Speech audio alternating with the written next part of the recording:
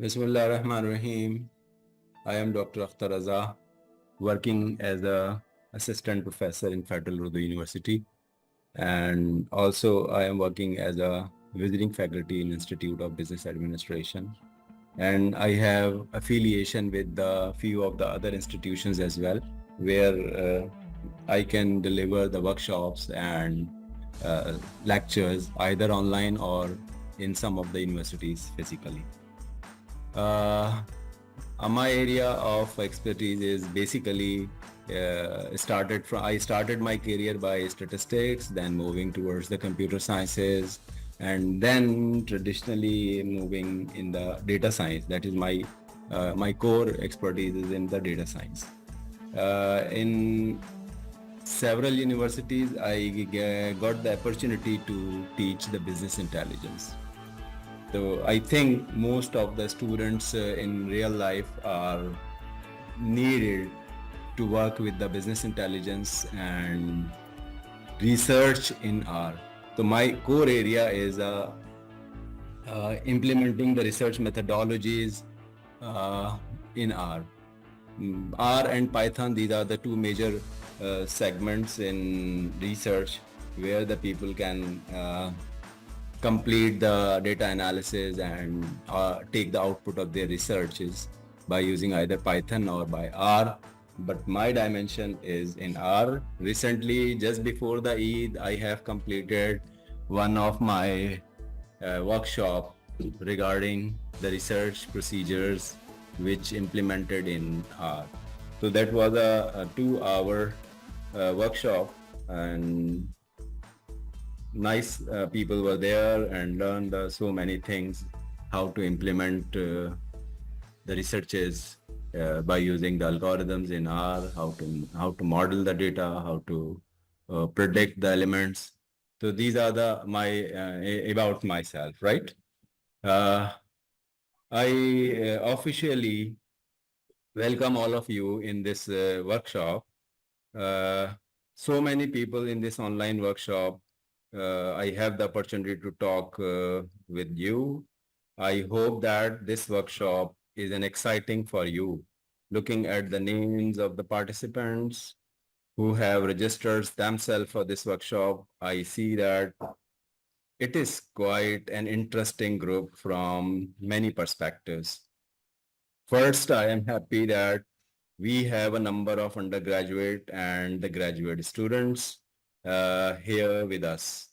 Also, I am thankful to the faculty members and the researchers from FUUAST, IBA, NAD, Dow University, DHS SOFA, SSUET, and the many more prestigious universities and some of the research organizations. We also have a number of seasoned data scientists who have been grappling with some of the issues now for the number of years. We are hoping that we can draw on their talent to help us understand some of the fundamental issues in business intelligence. The business intelligence nowadays is a core thing that the people needs to run their business. Most of the times, business intelligence do what?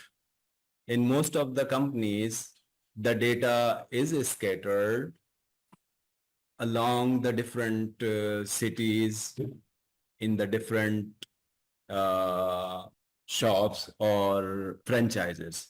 Suppose this is a franchise A where a product of a company is going for sale. It is B, it is C, and so on. Suppose we have hundreds stores where the sales of the product is going to live, right? All of these outlets are handling the data in their own technological and databases, like some of the outlets working with the Excel, some of the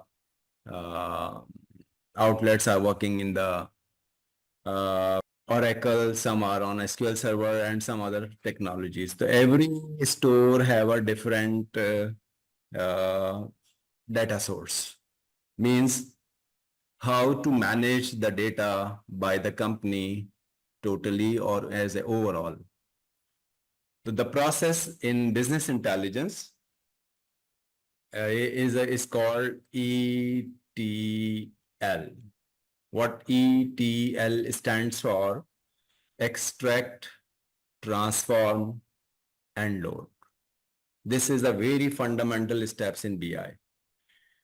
Before starting this fundamental steps in BI, what the BI is? The BI is an umbrella that combines the architecture tools, databases, analytical tools, applications, and methodologies at one platform. That platform is called BI. BI is a very generalized platform which combines the several technologies and architecture at under one umbrella. So the major objective of the BI is to enable the easy access to the data to provide the business managers with the ability to conduct analysis. So that is the major objective of the BI. Another major objective of the BI is a futuristic approach for the business, where your business is right now and where the company want to see their business after 5 years or after 10 years. So the business intelligence give you the strategies and the procedures which help the company to eliminate the gap between the two: the current position of the company and the future where you want to see your company is. The gap is to be reduced by the techniques in BI, right? So that is the main objective of the BI. So the ETL process is what? The ETL process is a extract, transform, and load. Meaning what? These sources give us the data of their sales and their inventories. So we are getting these inventories or sales data to the main system. And this main system where we are extracting all of this information is known as data warehouse. So data warehouse is a place where all the data which extracted from these indigenous sources is to be gathered after transformation. What is transformation means? Transformation means this data was in Excel, this data was in Oracle, this data was in SQL Server, it was in plain text file like a CSV. All of the data files are in different format. But in data warehouse, we cannot accumulate all of these separate indigenous data sources. We have to convert all of these formats into one format. Which format? The format in which your data warehouse is constructed, or you build your data warehouse in which technology. So the technology in which you develop your data warehouse is basically, suppose it is built in Oracle. If it is built in Oracle, then all of this data should be transformed in a database, which is a Oracle database, and stored in the data warehouse. So at one place, all of the data which the company needs is there. And then we have to get the data from this data warehouse, and we have to prepare the reports. Another objective is what? Another objective is to prepare the reports. Reports for the business managers, for the company management, for the end users. The end users are the CEOs of the companies or the owner of the companies. So these reports are built by the data which is stored in a unified, centralized format, and that data is to be used in reports. The reports are built. So BI help us, the BI tools help us to prepare the report. BI tools help us to extract the data. BI tools help us to transform the data and load the data into the data warehouse. So this is the main objectives of the data warehouse. After preparing the reports, these reports, we can build a dashboard. So what is the difference between a report and a dashboard? Report based on departmental report, like maybe the reports of sales, maybe the reports of inventories, maybe the reports of marketing, maybe the reports of production. So every department have their own reports. All of these reports are converted into one page. That page is called dashboard.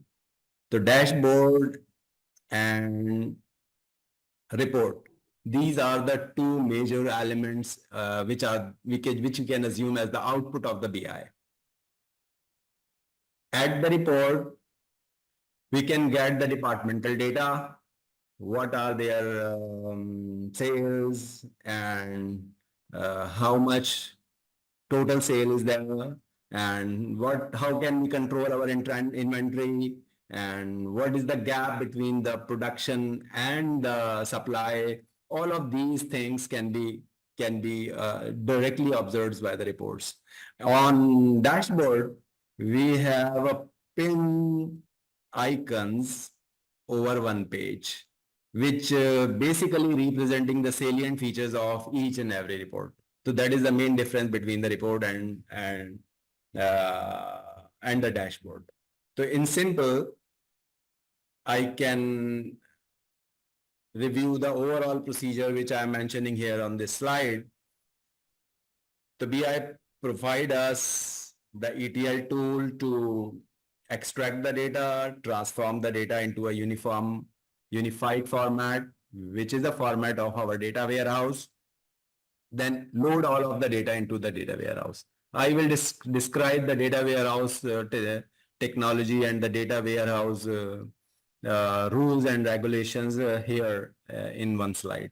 But right now I am just giving an introduction of the overall process of the BI.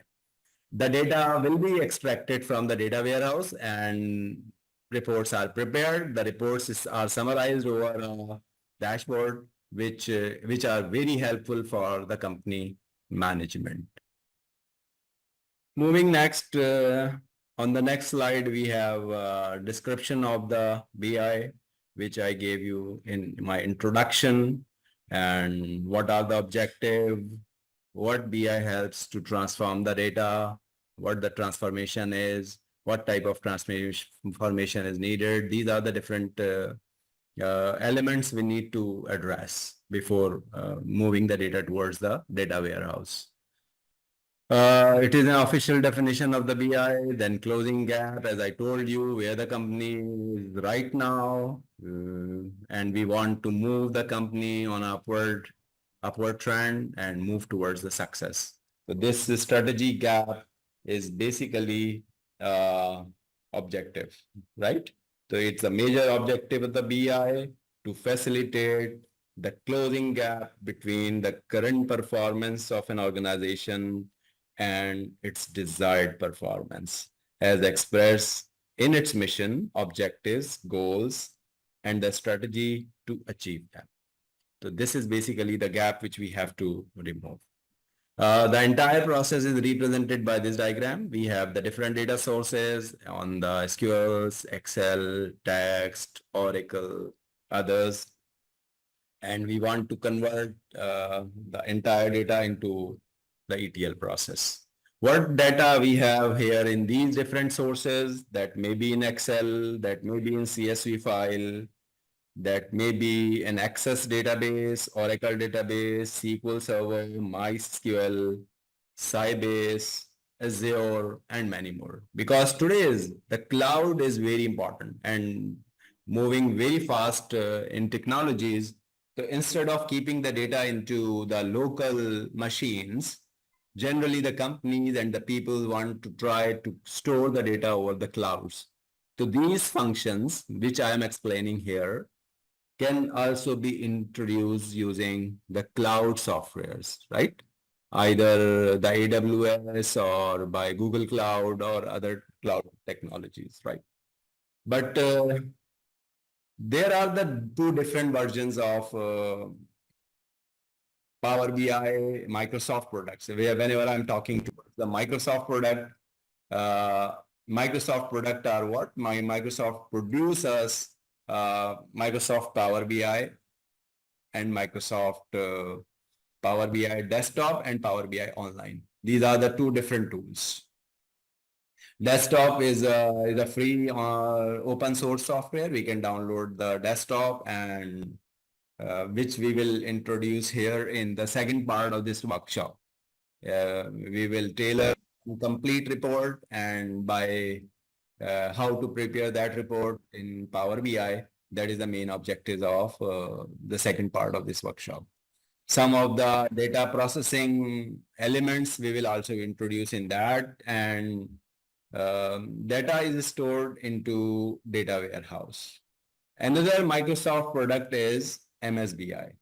So Power BI and MSBI, these are the two major platforms which provided by Microsoft.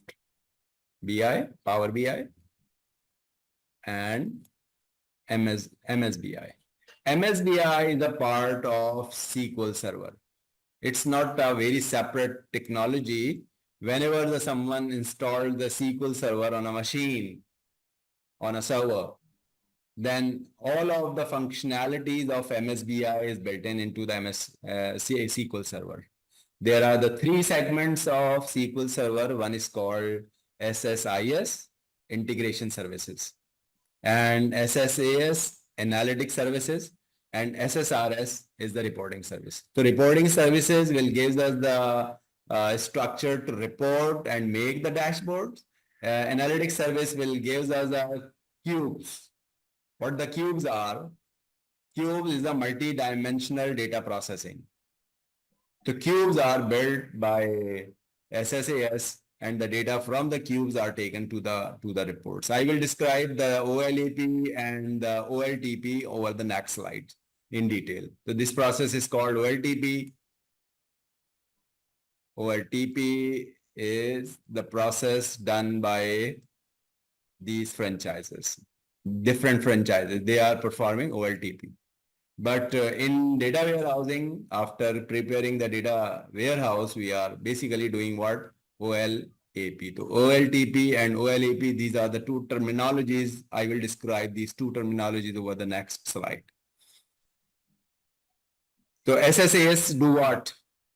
SSAS will basically get the data from the data warehouse and make the cubes of the data. This is called multi-dimensional analysis of the data. SSIS do what? It is basically the integration services, the different sources, data is gathered from the different sources and combined into the one element, and that element is stored over the data warehouse. So I think this is the very key diagram which represents the overall performance of a BI structure. Over this slide, you can see the different data sources. Your data may be in SQL Server, your data may be in Oracle, CSV, Google Sheets, because Google Sheets are very important because most of the customers nowadays keep the data over the Google Sheets. And combining the data from these sources into one platform is a part of ETL, right? These are the different sources and we combine the data. Power BI allows a variety of data sources which we can apply to gather the data into one source. So that is a very important and the interesting feature of the Power BI. We can integrate the data in Power BI. Power BI is very handy and very helpful for the people which are new, which are not too much needs the technology like SQL Server or Oracle. Because for SQL Server and for Oracle, you must have a knowledge of these two softwares in detail. It's a very comprehensive and the giant softwares. So if you have expertise in SQL Server or in Oracle, all of you are familiar with that. But if you are not too involved into the such intense technology, then Power BI and the BI will solve your problem, right? The Power BI will solve our problem in a simple way. Not two technologies involved, just click, drags and drop, and clicks, drag and drop, and make the reports and perform the ETL process. All of the things can be done by using very simple steps over some clicks. So we can do that. Now, online analytic processing, it is OLAP performed at Cube. OLAP is what? OLAP is a company-wide accessing of the data. For example, what the stores are doing. OLAP does not deal with what the stores are doing. The stores are doing independently to run their businesses. So it is not, company is not interested to involve in any of the OLTP process. The company's interest is to get the data from the OLAP. What the cube is a multi-dimensional access of my data. What this multi-dimensional is, the data from the different stores are coming. So we have one dimension as city. City Karachi, city Hyderabad, city New York, all over the world, the cities where the data is coming, where the company has their stores. These are the city where the company has stores. Now, if you want to keep, if a company want to keep the focus over only one city, so the data is there in one row. But if the company want to watch the entire data in the world, so all of these cities will be added and the entire data of the world we have, right? So we can expand the cube, we can contact the cube. These are the two different strategies. Sometimes we need to expand the cube, sometimes we need to contract the cube. Similarly, here we have the date dimensions. Date dimension is what? Date dimension is, here we have year 1990, 1991, 1992, and so on, 2024. The sales of the company in the different year because company is running from 1990. So all the data is there in OLAP. So OLAP provide us, these are called dimensions, multi-dimensional analysis can be performed by the company. That is why it is called OLAP.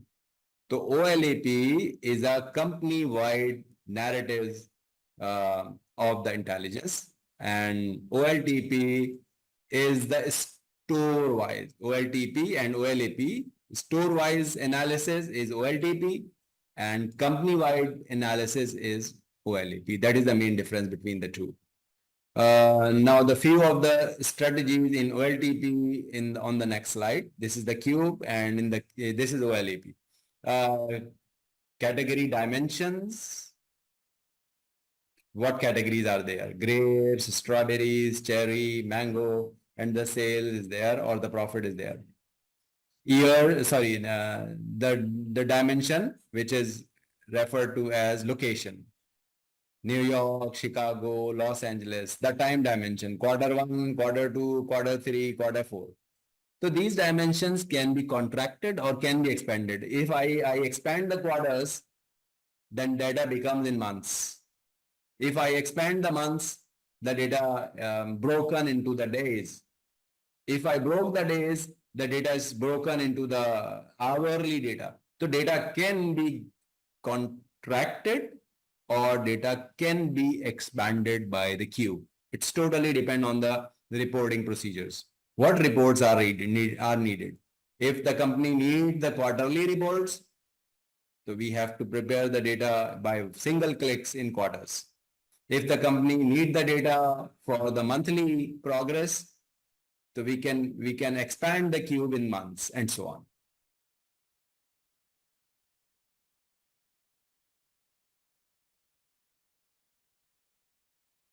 Now, online transaction processing.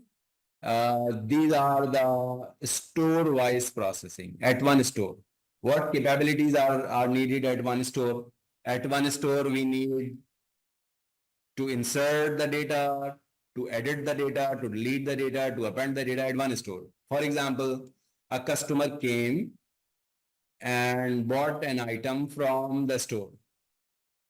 So a complete sale is to be recorded in a database. A complete sale is to be recorded in a database. Suppose they are maintaining the data on an Excel. So one row of sale is added, which indicate this complete sale, the sale ID, the sale amount, the date, the customer introduction, the product introduction, and so on.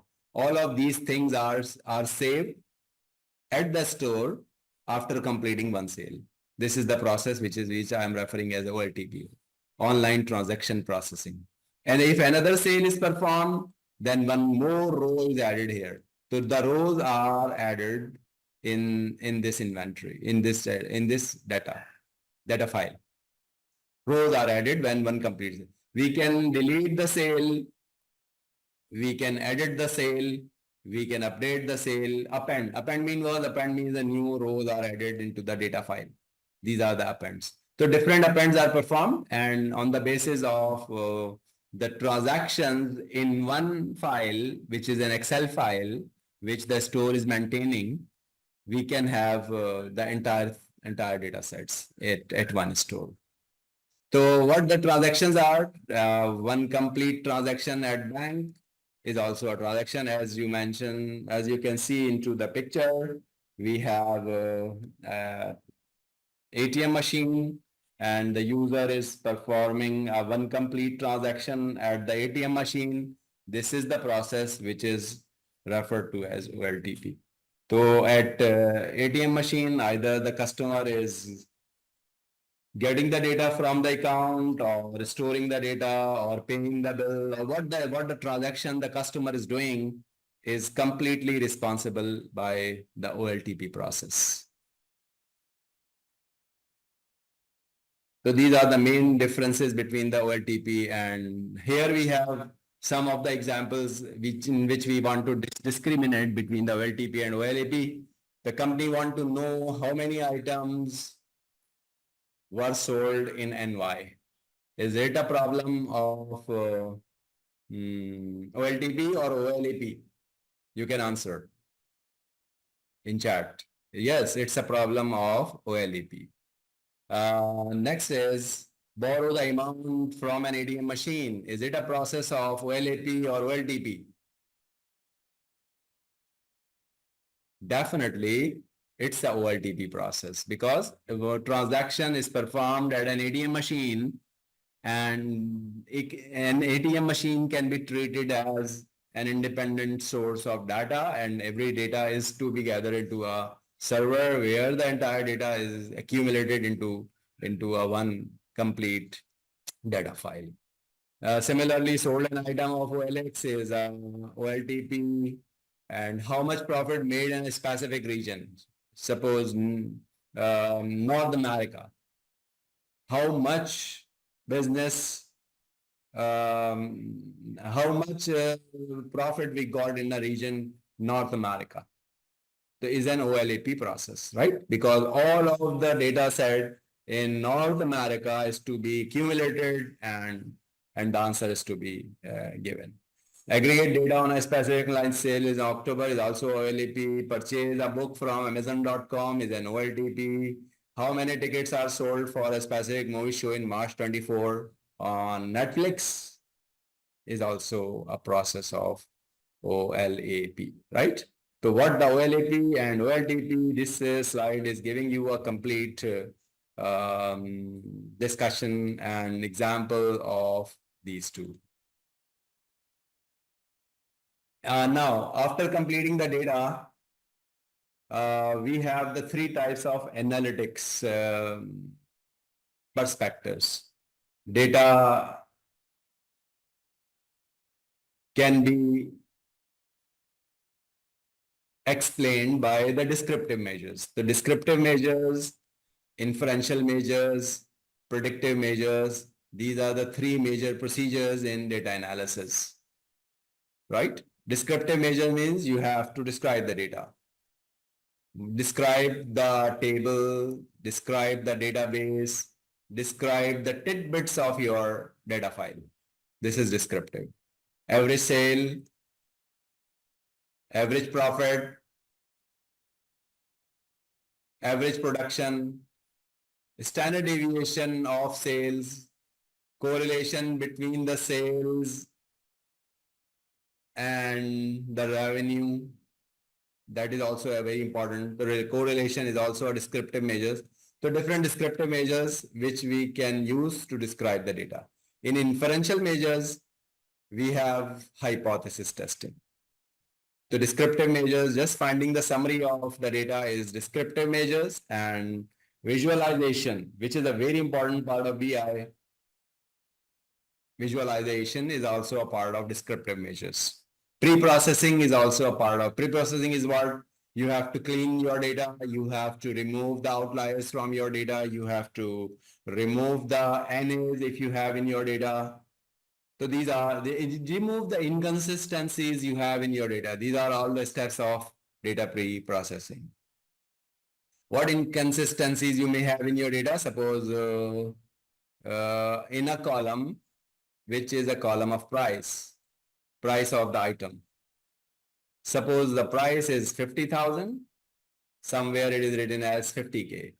In another row, it is written as 50,000, like it.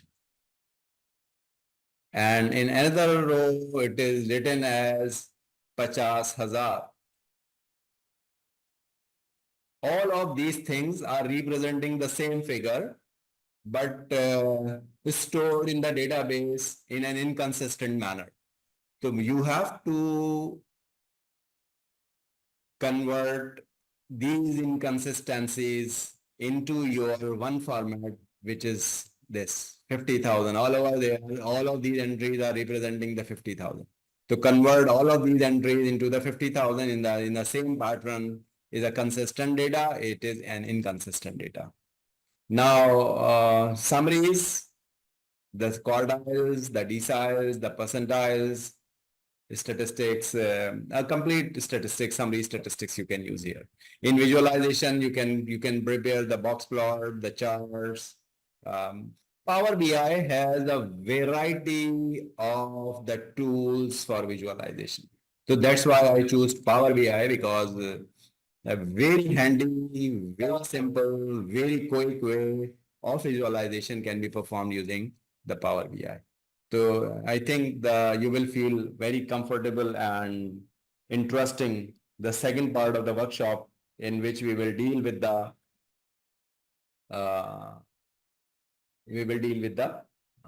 visualizations, right? I'm going to shorten this first version of the workshop, because almost an hour is going to be complete. This is the inferential version of the analysis. Hypothesis testing. Most of the researchers perform hypothesis testing.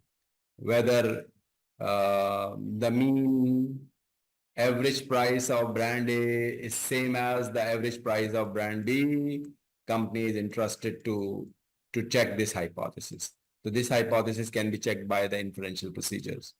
How can we compare whether the product A price is associated with price is associated with the price of a car is associated with the age of car. As the car becoming old, the price is going to reduce. So we have to check the hypothesis that whether the price and age are associated or not. So we have to check a hypothesis of correlation. So inferential procedures are very comprehensive procedures. In the quantitative research, these procedures are generally used. In the next slide, we have the predictive analytics. Predictive analytics is also be distributed among the three different levels: supervised learning and unsupervised learning and reinforcement learning.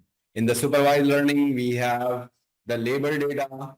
In unsupervised learning, we have the unsupervised learning, we have the unlabeled data. In reinforcement learning, we have to learn by the environment, by the positive and the negative attitudes of the environment. We have to learn the model. These are the predictive modeling. The three slides over there, slide number 12, 13, and 14. These three slides are basically related to the predictive modeling. So in BI, we are not going to predict the model. We are not going to, in BI, in Power BI second segment, I will demonstrate you the simple ETL process, then prepare a report, and publishing the reports. These are the three major tasks that we have to cover into the second segment of the workshop. Now the architecture of BI is explained earlier, so I'm not talking about the too much in this over this slide. And major vendors of BI is Cognos, Hyperion, the business objects, MicroStrategy is also a very big vendor of the BI tools, and Microsoft, SAS, Teradata. These are the major vendors of BI. I already explained the MSBI and Power BI. I'm not going to spend the more time over the slide number 18. And MSBI has three components which were described earlier. So I'm not describing these three components again here.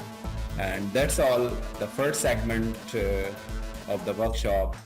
And thank you very much for this 1 hour session in this workshop.